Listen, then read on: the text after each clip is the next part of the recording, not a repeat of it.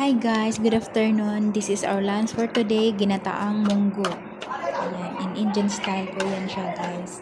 Ayan, nilagay ko na po yung aking mga sangkap dyan. Ginger, garlic. Ayan, lagyan po natin ng coriander, turmeric, and salt. Takpan po natin siya. Ayan. Medyo malambot na po siya ngayon guys. Yan, i-smash po natin siya para lumambot lalo yung green beans. Ayan, okay na siya guys. I-set aside ko muna siya.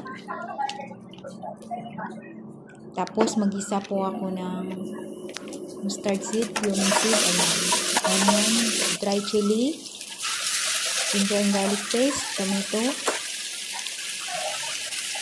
curry leaves, turmeric,